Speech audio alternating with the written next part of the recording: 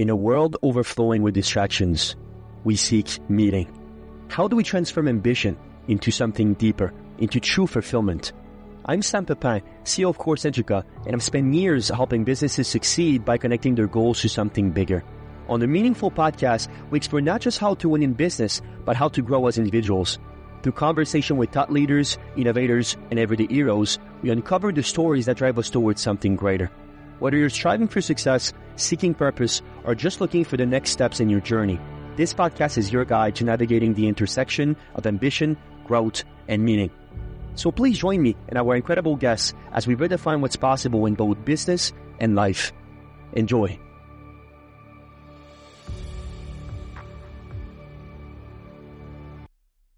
In the fight against commoditization, discovering and celebrating your unique magic is the antidote to being forgotten. Welcome to the Meaningful Podcasts. I'm your host, Sam Pepin, and today we're diving into 3 transformative themes: the art of differentiation in marketing, the role of authenticity in building iconic brands, and strategies for fighting the commodity monster. Our guest today is Barry LaBov, founder and CEO of Labov Marketing, Communication, and Training. With over 40 years of experience shaping the identity of some of the world's most iconic brands, Barry's insight on differentiation, innovation, and the power of internal alignment are invaluable. His philosophy of discovering and celebrating what makes brand unique has redefined the marketing landscape and inspired countless businesses to embrace their magic. If you enjoyed this discussion, please let the world know with a like, a small review, or even a quick share. You support how more people find meaningful content just like this. Let's begin. Mr. Barry LaBov, thank you for joining us on the Meaningful Podcast. How are you doing? I am doing great, Sam. I'm looking forward to this. Thank you so much. My first time meeting you, but I've been able to dive into your work, which is quite fascinating. To kick us off, tell us more about your company, LaBov. Yeah, the company is called Labov Marketing, Communications, and Training. We've been in business for over 40 years. I originally started as a musician, writing songs and performing in a rock band that did fairly well way back in the 80s. But today, as all of that has transpired and evolved, my company works nationwide in the United States as well as worldwide to an extent with really great companies to help them differentiate their brand. And that's what I'm all about. I'm about one word, differentiation. You know, it's 15 letters, 6 syllables. It's a tough word to pronounce, but it's all about celebrating what makes you as a person or the brand unique. And I think that's more important today than ever. Interesting. And the power of differentiation is also the name of your book, obviously winning hearts, minds, and market share. When you're thinking, and you just said something that I think is so important, it's more important than ever. And I'm truly of the same opinion. Perhaps go deeper into aligning the importance of not only what it is, but how important it is to create a unique identity in a competitive market like this one. Well, today we are pressured to commoditize what we offer. We're constantly being pushed into a corner to be what somebody else is, or to lower our prices, or to act like someone else, or to not offend what somebody might want to do, all those things. And what really happens is, as a brand does this, they devalue what they are, and their value therefore becomes, more commoditized. They can no longer charge a premium. They can't do those extra things that make them who they are because, well, they can't afford to do it anymore because they lowered their price. The thing that I think, Sam, is so impactful today is that the employee today is often skeptical. They often feel like, hey, look, nobody cares. My boss doesn't care. My company doesn't care about me. They just want me to get something done. I'm doing something of no value. So if we can identify what makes our brand unique and the value that we bring to our clients and the world, we then next must celebrate that with our employees. And when we do that, guess what? They have a sense of significance. They have meaning in their life. And then, you know what, to all the business owners and leaders out there, that person probably will perform a little better, have a little higher quality, probably will stay at that job a little longer, invite their friends there because they're doing something they believe in. That's why it's so important today. Yeah, and I love what Seth Godin has to say on this. One of my favorite voice in marketing, and he said, in a crowded marketplace, fitting is failing. You want to basically, in a busy world, if you're not standing out, you might as well be invisible, and that's the bottom line. When you're thinking of, you work with some of the greatest brands of all time, which we're going to get into. When you're thinking about some of the few tactics and insights that differentiates a unique and compelling brand compared to a non-unique and non-basically valuable brand, what are some of that distinctions, and perhaps how can we tap into it? I think some of the most important learnings that we've had in this journey on all these years of differentiation is that differentiation should not be confused with superiority. You can be different. You can be distinct. It doesn't mean that, oh, you have to be perfect or you have to be the very best in the world at everything. The great brands truly understand that, whether it's Macallan Scotch or whether it's Harley Davidson or whether it's Mercedes Benz. The leaders of those iconic companies would never say, oh, our product is perfect. No, they would say, oh, our scotch is developed from this one river in this one country. Our wooden crates that we hold that scotch in come from this one forest in Spain. They would say those things. They would say that we go to these measures to ensure the taste and the quality. They would never say, hey, we're perfect in every way. And I think the great brands realize that, look, we have a personality. Let's expose that to the world. And we are not for everybody. That's another thing the great brands know. They know, hey, look, we're not going to be perfect for everybody, but what we will be is absolutely wonderful for our customer. Absolutely. The one thing that has always been interesting to me is this emphasis on being different. But in my opinion, differentiation is not only being different, it's about being memorable. When you're talking about the novelty of basically behind uniqueness and behind being memorable, we've been able to basically see, neurobiologically speaking, is through the alpha dog gene, for example, which is a concept in which you're attracted to the leader of any markets. Positioning yourself as a leader of the market will give you an unfair advantage. When you're thinking about, you were just basically making a Scotch example, which I love, this one river in this one way, and this is why it basically makes us different, unique, and therefore valuable. How, when you consult with some companies, what is the process in which you guys are using to find that uniqueness and position it as the world leader in that? We have our own proprietary unique process, which is a differentiation for us. So that's a great question. We go 5 steps. I'll share them very briefly. One of the steps nobody in the world does. So that makes it unique.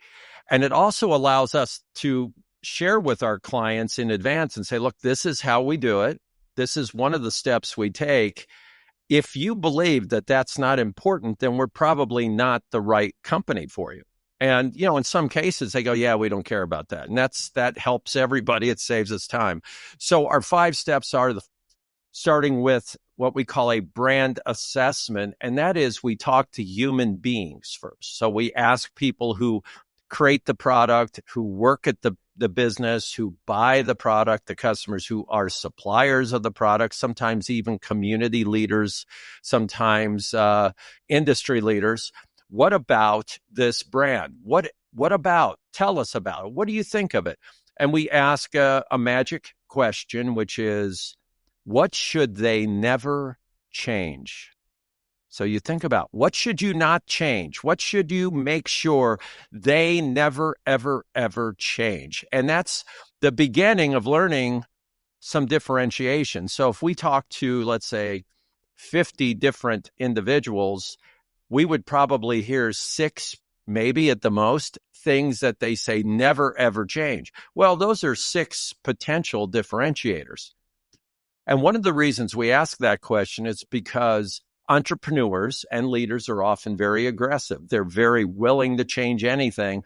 So one of our values is we help our clients right off the bat learn what they should not change. So that's step one. Step two is the one nobody does, and that is called a technical immersion. We go into a facility and we learn what they are doing. So let's say it's a factory, a plant, whatever you want to call it. We go in and we take a tour with the manufacturing and design leaders. If it's a technology company, we meet with their scientists. But we go in there, we learn, we listen, we question, we ask, why do you do this? Does everybody do this? Et cetera, et cetera. What's interesting is quite often, Sam, we identify some magic that's in there that's right in front of our client. And they are missing it, not because they're not intelligent. They're brilliant people. It's because they're so close to it, they no longer see it. So we identify that in our second step. We then go third step, which is we create a roadmap with our client, and we do it with them. We call it a jam session, like a musician would jam. So we have a jam session with them. We test our ideas. And then we go to the fourth step, which is where most companies in my business go in the beginning, which is they execute. That's where if there needs to be a new brand, there needs to be a new logo, a new slogan, or updated website, you start to do that. The only difference with us, though, is we go through 3 steps before we get to that step. We know what people think. We know what unique differentiators they have. We know what their roadmap is. And then we go, hey, it's simple. You don't need a new logo, for instance. You don't need a new website. You only need these things. The fourth step is very important. The fifth step is the most fun for us, which is the launch. But we launch it to the most important people first.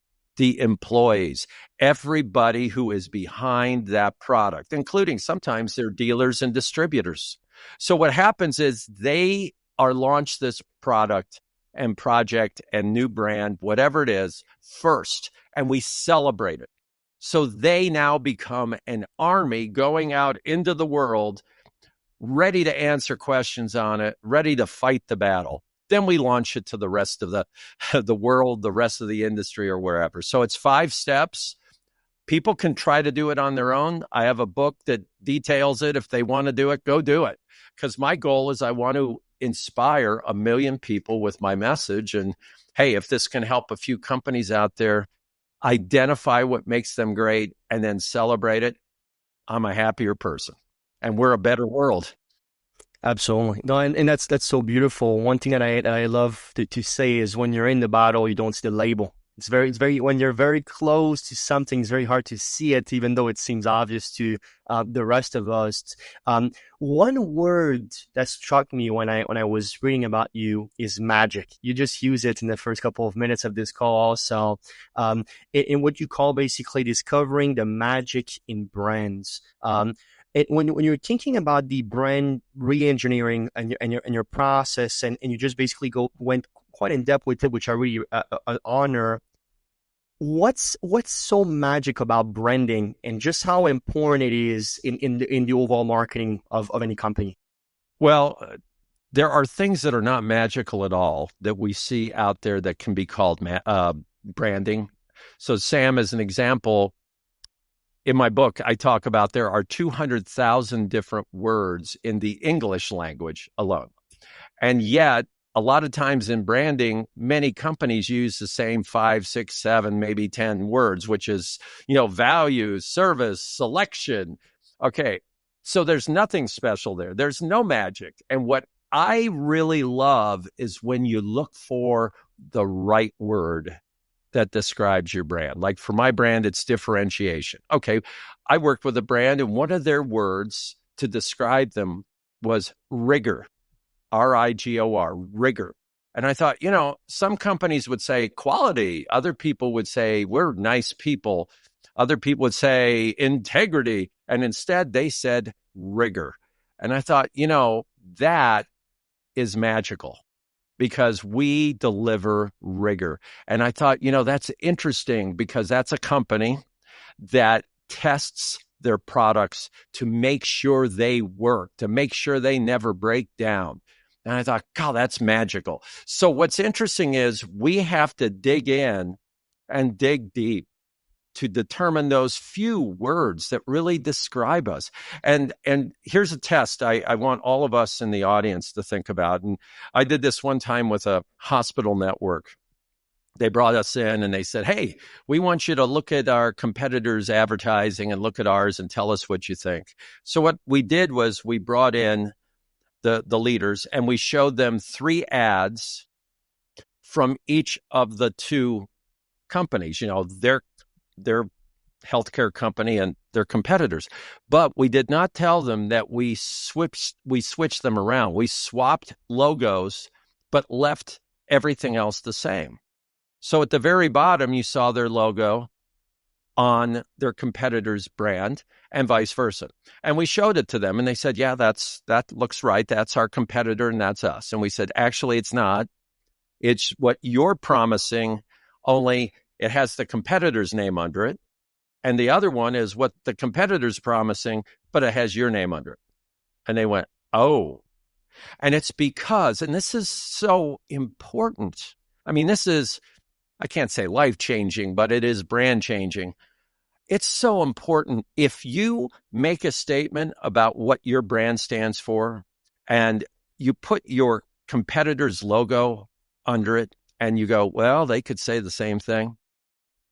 Go back to the drawing board. You have not figured it out. So that's important. That's when you do that, Sam, then you're getting a little closer to magic, and these words don't have to be perfect, everybody. Don't worry about perfection. I'd rather you have a clunky description of what you do that is really you than some slick thing off AI or something that says quality, service, value, and selection. We do it all. We're here for you. Whatever it is, it means nothing. Very interesting. No, I love this. I love this. And one thing you were talking about, which I really love, was basically starting internally. So I love what Doug Conant, which I'm sure you know quite well, was saying on this, which is to win the marketplace, you first need to win the workplace.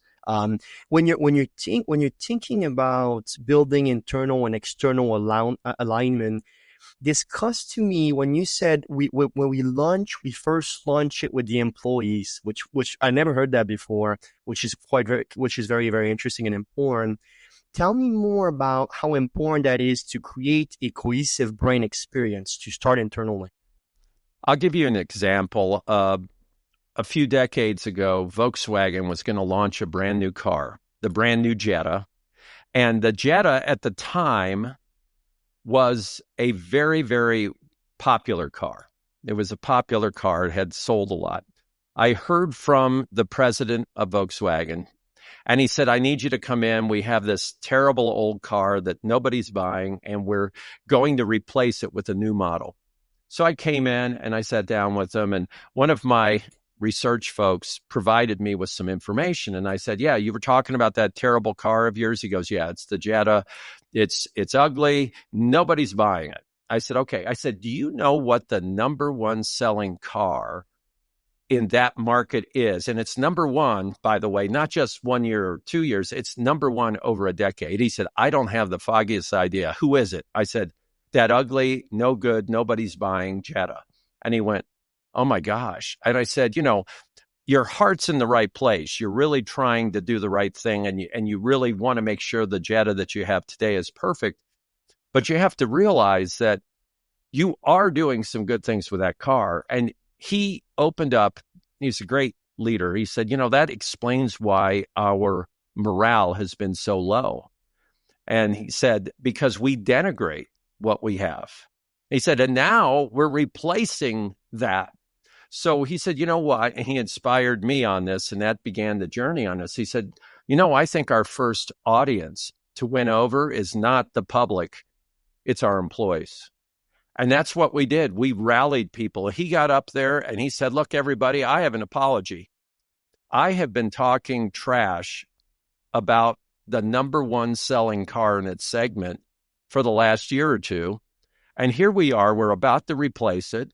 And we should instead be celebrating it as we go through this launch.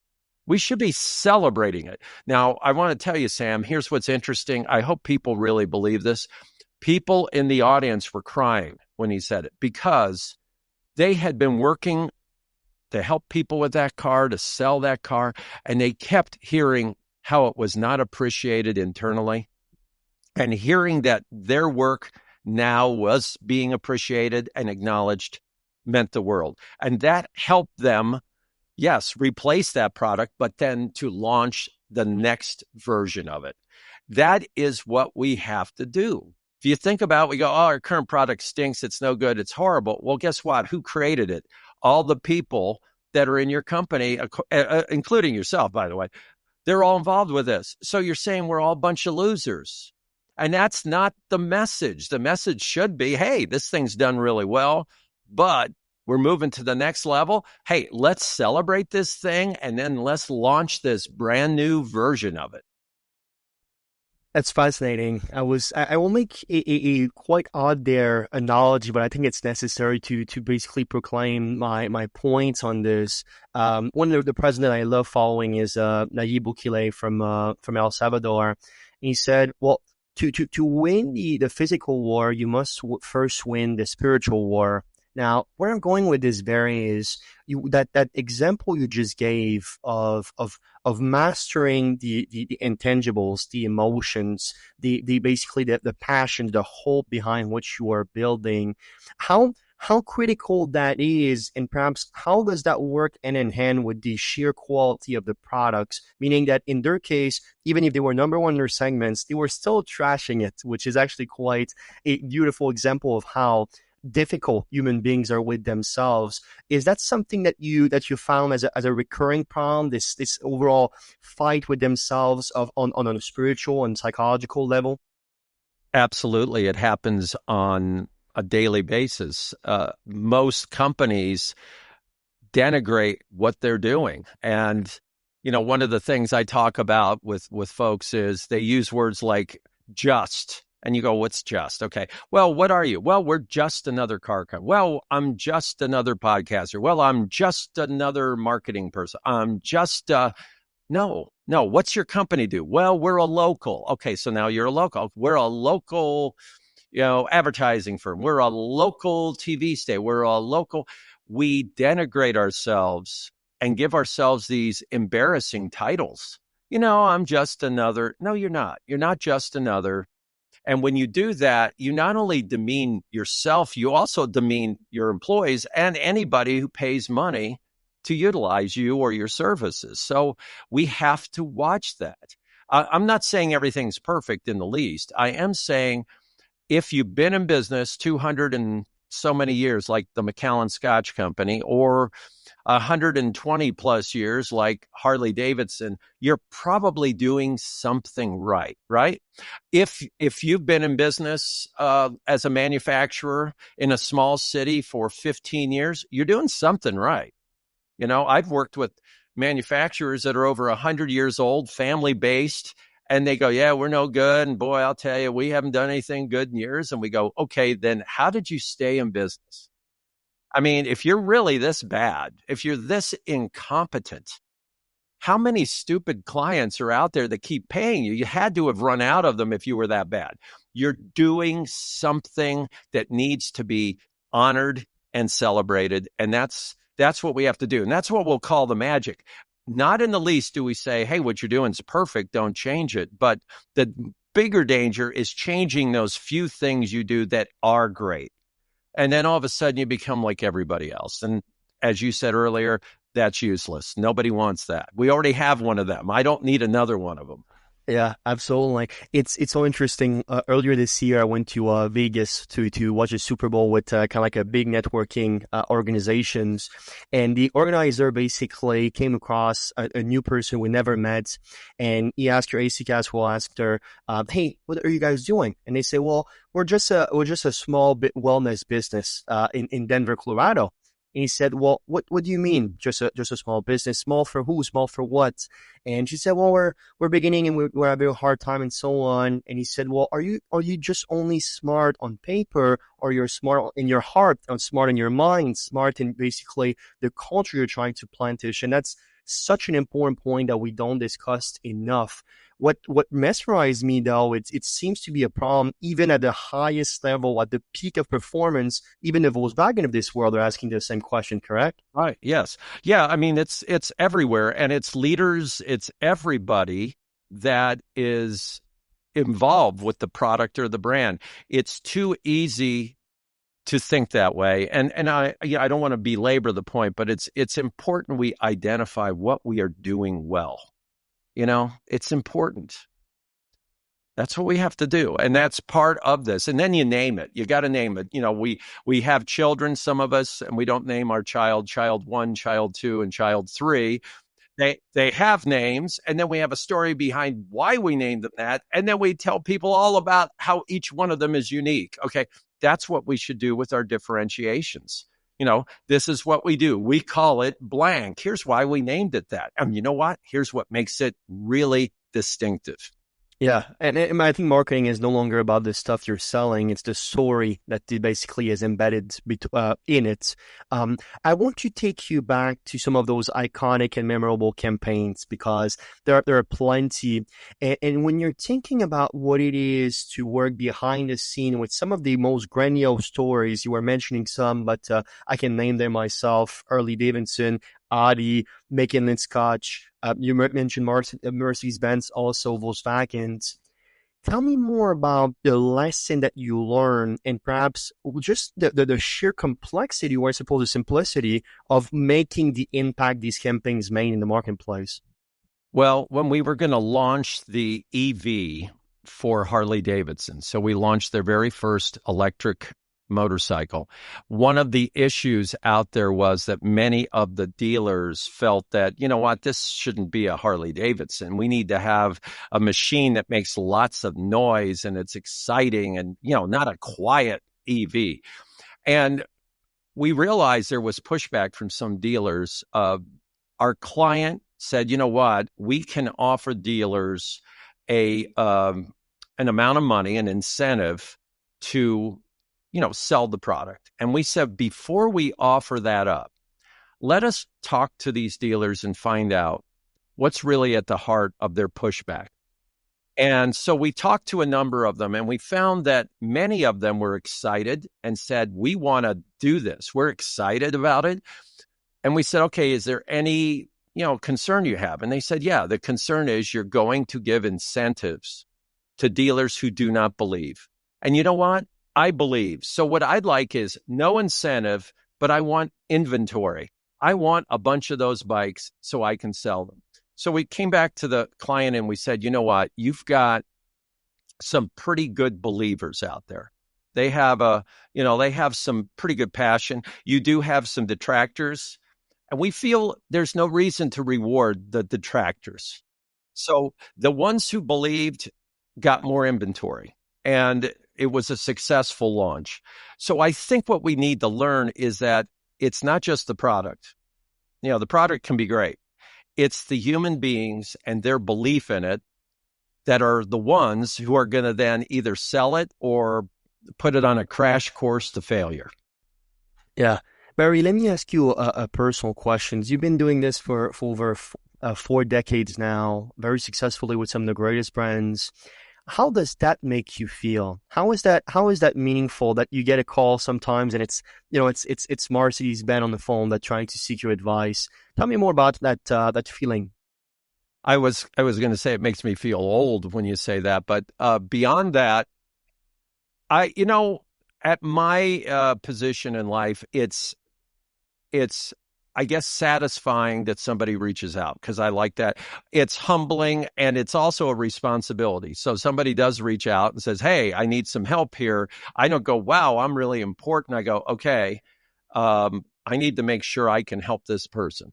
I want to make sure that their trust in me is well-founded, as opposed to, hey, it makes me feel good and then I can go brag about it. I don't brag about those things. I think it's very important. Many times I've had the pleasure to work with a client, and they later told me that what we did was the highlight of their career.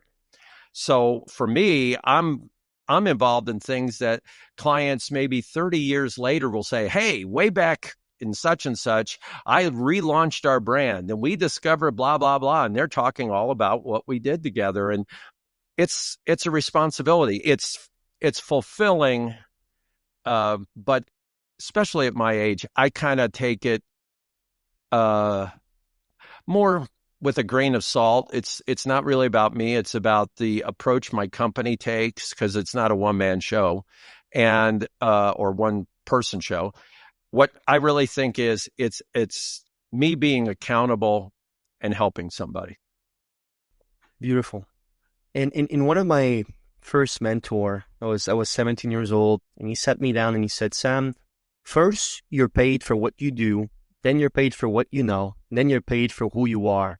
Um, have you ever heard that before? Yeah, I've heard that. I think it sounds interesting. I think I don't know if it's who you know is more important than who you are. I think who you are is more important, because then it connects to who you know. I started in my career, and I was working. I think I was marketing for a number. I mean, I was marketing at my company, working with a number of large corporations, and there was a corporation where there were these two guys, and they were really old. I mean, they had to be in their mid 30s or early 40s at the time, and because I was much younger at the time, I thought, wow, those guys are old. And for some reason, each of them, who did not get along with each other, took a liking to me and felt that I was in some ways valuable to them. And I think what it was that I listened and respected and took seriously what they were saying. So I think in each of those cases, for me personally, I took great responsibility in making sure whatever their vision or plan was going to be acted on. So that's, to me, what I think is really important. I think anybody today that's starting a business needs to look at that it's not mass sales and mass marketing. It's one client at a time, making sure each of those clients are pleased. And again, some clients are very difficult to please, so I get that, but you can't please 100 clients at once. You can please one client, and you can do that with 100 different ones, but you can't do them all at once. So that's how I look at it. Oh, that's very interesting. Reminds me of the riches are in the niches quote that we surface very often. For you, obviously, you started Labov in 1981. Just to perhaps age you even more. When you're thinking about the evolutions of marketing within these 4 decades, can you touch on the main insights of just, I suppose, how similar or how different it is nowadays? Yeah, it is different. It's totally different. And I can describe it from this standpoint. One word changed things, and that's digital. All right. So way back in the day, if you were a musician, you actually had to play music and had to keep time, and your fingers actually had to move, and you couldn't play sloppily. Then digital recording came in, and it would fix it. Way back in the day, when you were an artist, you actually had to draw with your hand. You had to do things like that, right? Then digital came in, and you no longer had to do that. You could use a computer. You could go digital. So what's happened today is, and I don't think it's a bad thing, but it's a different thing. Today, it's less of that artistic approach that is needed, and it is more of a technological marriage between being creative and using technology. So that's what I see that has changed. I work with graphic artists in some cases who cannot draw anything. They don't draw, and you go, wow, I used to work when I was a recording engineer with musicians who really had a problem playing with any accuracy. But boy, you could just press the quantize switch on the computer software and all of a sudden fix their errors and made sure their timing was great. So And it's kind of like some of the songs you hear where the vocal seems like it's a computer singing. It doesn't seem right. Well, it's because they've got that tuner going on there to make everything perfect, but it's not the same. So back in my day, you kind of accepted and sometimes honored and celebrated those uniquenesses that could be considered flaws. So that's the difference. And that's so powerful. Let me ask you a kind of like a more one philosophical questions or I suppose discussions here. Albert Einstein said creativity is intelligence having fun. And you just mentioned that through obviously visualizations now, the sheer skill that it takes to be recognized as an expert or recognized as a person basically famous for what they can be doing will seem, in your words, and correct me if I'm wrong, to be quite lower because of the technological aspect of it. When you're thinking about that rapid change towards that path, do you think it's a good or bad thing to basically for creativity and for art in general to lower the barrier to entry to this extent? I'll give you what sounds like a political answer, but it's not. It's both. It's good and bad. So if you want to do really mediocre work, it is phenomenal because you can quickly do mediocre work. I am dead serious, man. You can, within less than 10 seconds, get a bunch of mediocre work right out there in front of you. Now, if you take that mediocre work and you go, okay, that's mediocre, but I like this little part of that and like this little part of that, and you go back in and do it again in a few seconds, it spits something out and it's less mediocre. And then you go back and forth and back and forth. And then you take ownership of where it is and you make sure your heart and soul is in it. Then I think it could be better than if you had no technology. I think the danger is taking the technology, using that as the source, and instead of as the resource where you can look at it and go, okay, I can change that and tweak it. Just think of all the lousy emails and lousy LinkedIn posts and other that you see from people and you go, okay, AI wrote that. Okay, oh, but that's AI. Well, that means it's of no value to you. So today, what my approach is, I use technology. Technology is great. And I think it's getting better. I think AI has improved in the last year or two, which is even more impressive because it took a few years for it to get out. I still think today, and I'm confident I'll feel this way in the future, you have to take ownership and accountability for the creative work that you're doing because it's coming from a human and it's designed to appeal to humans. So that's what I think we have to do. Sam, I think easiest thing, you want to do mediocre work, technology spits it out in seconds. It's just, you got to have that conscience. You need the conscience that AI cannot provide. Beautiful. Technology ought to be a resource, not the source. I love that. First time that I hear it's basically phrased in this way. And I think there's wisdom, a lot of wisdom in this. Barry, you're talking about technology. I want us to explore a little bit about the partnership that you are basically taking with Plow Digital and kind of like their use of interactive tools, AR, VR, which seems to be kind of like a gamifications of marketings. When you think of the future of Labov marketing and everything that basically encompasses the future of what marketing would be, tell me more about how basically you continue on positioning yourself as modern, as fresh, as leaders in this ever evolving marketplace. Tell me more about that. About 15 years ago, my company was performing all of our digital work, all of our technology work in-house. I and my leadership group were not real thrilled with our output. We thought it was okay, but it wasn't leading edge.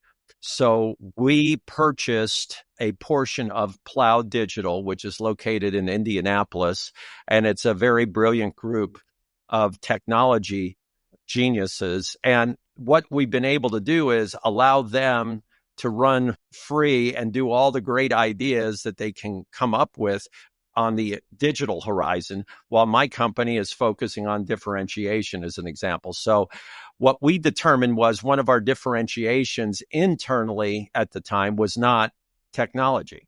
So instead of claiming that, what we did is we partnered, we acquired a portion of that company. So that allows them to play in that playground, and we bring them some of the funnest challenges, whether it's training Macallan Scotch employees and distributors worldwide in 80 different countries and 15 different languages, or whether it's creating some AI or machine learning or augmented reality to go help sell trucks or go help a jet fractional company out there be able to increase its membership. So that's what we've done. I looked for where is the magic that they have, and it was in that technology.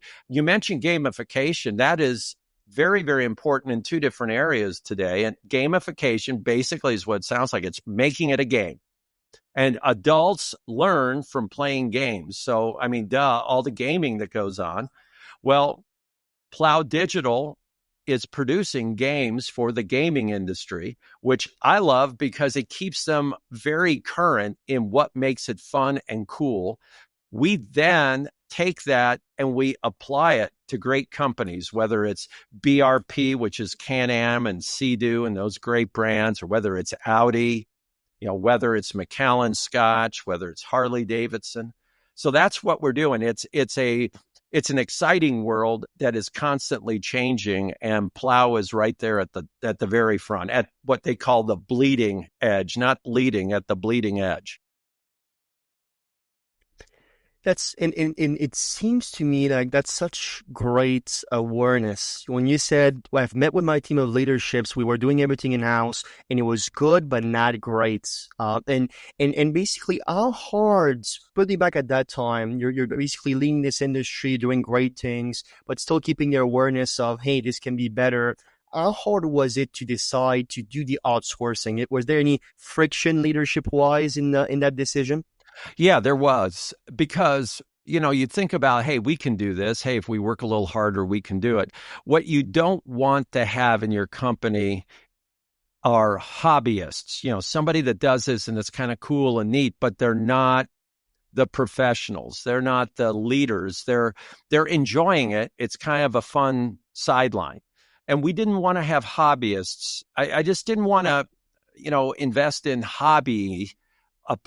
hobby approach when it's something so critical as technology. So yeah, there was some friction, and there was a leap of faith to say, hey, we're going to work with this different group of guys and women, and we're going to form a partnership. And it might not work. It did work, but it might not have worked. Yeah, absolutely. And I love what Steve Jobs said on this, which is innovation is the ability to see change as an opportunity and not a threat. You strike me as somebody that never really mastered this mindset. And I think it's beautiful to see. One thing that I want to ask you about, which seems to be playing a bigger and bigger part in your life, is giving back. It's this understanding that you did well for yourself. You were able to build this company. And how important philanthropy and community engagements is in your life as we speak. Well, I'm glad we could do that, because I think one of the final things I'd really like to talk about is giving back. And I think there's more than one way to give back, Sam. Yes, you can be the rich person and you're giving money to something. That's great. I mean, I applaud that. That is awesome. And I do some of that, right? I think you also can give back with your time, which I do some of that too. I invest time. I used to coach sports teams with children and everything else, maybe for a decade with my kids and others. And that's great. There's also another way to give back, and that is on a daily basis with human beings who are around you. And, I would hate to be this lousy, horrible human being that was a philanthropist giving money out. You go, well, that's great, but he's not a good person to deal with. I don't feel better about myself. You know what I'm saying? So I think giving back is a global goal for each of us. It's how do you give back? Because if you don't have a dime to your name, you can give back. You can give back. You can give back love. You can give back respect. You can identify what somebody's doing that you think is great. That's differentiation on a personal basis. So I believe in it. I practice it. My only caveat on it is when you give back and you're sharing what somebody does, make sure you're authentic. Make sure it's meaningful, because if it's not, it actually backfires. You go, okay, you feel sorry for me. You don't think I'm that good. You're just saying nice things. It has to be defensible. It's got to be, no, you do this, you do it great. And I think that's important. That's changing lives. You know, sometimes that's a lot more impactful than giving $1 million to a cause, because somebody could throw that money away. You're altering the lives of people for the better every single day. Powerful words. I think we ought to understand if philanthropy is not only transactional, but it's transformative. And there's beauty and there's wisdom into this concept. One of the many causes you decided to help is Unity Performing Heart Foundation. Why them? And perhaps tell us more about what you're trying to accomplish through that cause. A number of the ones we support are local in our Indiana area because we want to really take care of our community. I would say in closing, the most important thing would be the Unity Performing Arts is really amazing because it gathers people from our community who may not have means, and it teaches them music and gives them a chance to perform. So I think that's really one of the beauties of it. It is, and there's something beautiful about supporting local, and the work you're doing is so vital, I believe, to everything basically in your surrounding. Very, very quickly, Barry, I'd love if you can tell me about the future of differentiation. That's your lane. Can you share the golden nuggets of where differentiation is heading and how to perhaps perform at the highest level in the future? I think what is so important to everybody out there is the future of differentiation is in the fight against commoditization. You must fight that. It's a draw. We call it the commodity monster. It'll eat you alive. The future is avoiding the commodity and being who and what you are. Beautiful. Mr. Barry LaBov, was a pleasure to have you on the Meaningful Podcast. Thank you so much for joining us. Can you please share some of your last thoughts and words with our audience, please? Keep in mind, everybody and every brand has some unique differentiation. Discover it. Don't try to create new. Discover what you have and then celebrate it with the most important people, the people involved with you, developing it, selling it, servicing it on a daily basis. Thank you for spending your time with us today on the Meaningful Podcast. If you enjoyed this episode, please leave a review or share it with someone who could benefit from it. And always remember, your story matters. Make it meaningful. We hope to see you next time.